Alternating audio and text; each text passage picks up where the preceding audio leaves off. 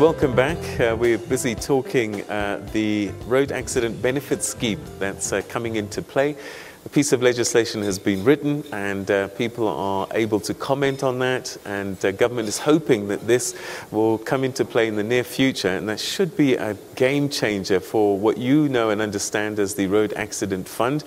And also we're talking about safety on our roads. We need to be driving better. We need to be behaving better as pedestrians, because 40% of the accidents and fatalities actually involve people that are pedestrians. So this is a conversation we all need to be having. But let's start getting to your questions on Twitter at Morning Live SABC. And we've also got an audience here in Fourways. And we start on table 25, where we'll find Oliver Wright.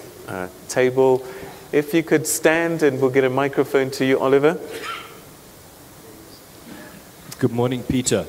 I believe that the Honourable Minister has already touched briefly on the question, but I was just wondering if there was some sort of anticipated time frame for the actual operational implement of RABs. Are we looking at 6 months, a year, 2 years?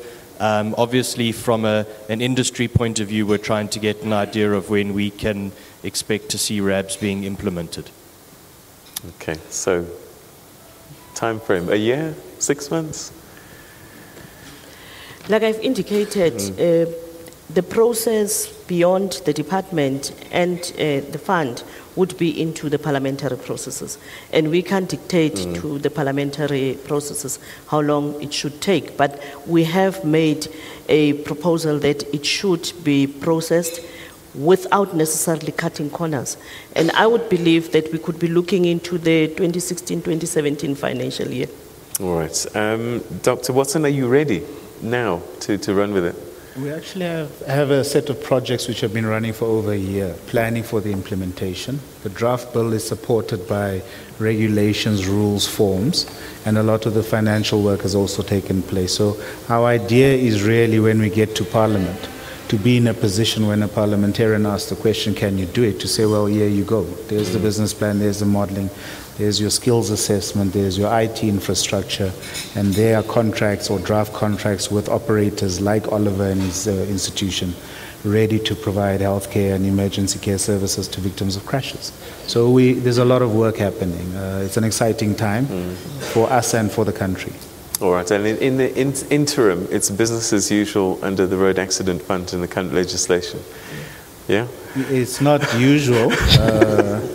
I mean, we've continued to improve our productivity, we've transformed the institution, we pay more claims, it places pressure on our cash flows, which is limited by the fuel levy we get. So we continue to operate, to continue to make the business better, whilst we plan and prepare for RABs too.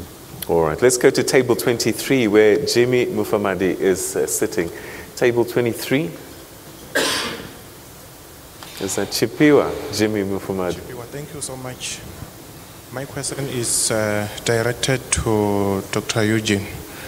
Dr. Eugene, I just want to know from you, do you have enough panel for the medical expert? Because recently we have realized that you have advertised the tender, and other provinces like Mpumalanga, you didn't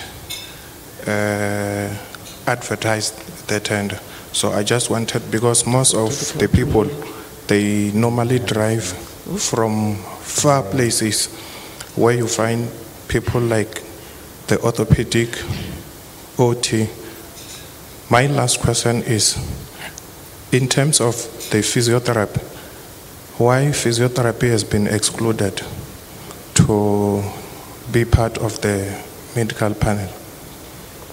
Thank you. Okay. Quick answer. I think Jimmy is a physiotherapist from Limpopo, if I'm not mistaken.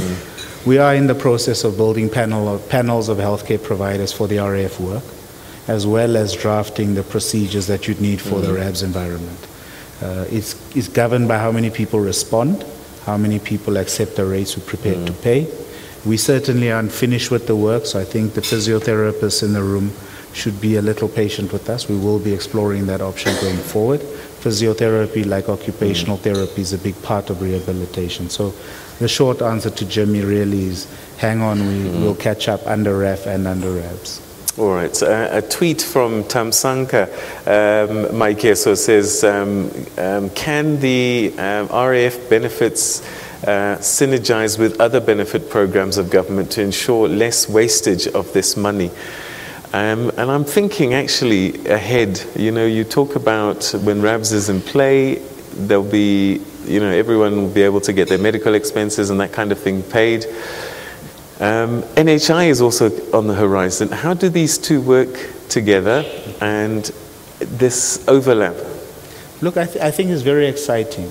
At the moment, you have disparate social... Can I just pause you for a second, because I need to take a quick commercial break. So I'm going to give you 30 seconds to think about the answer, and we'll get it right after this.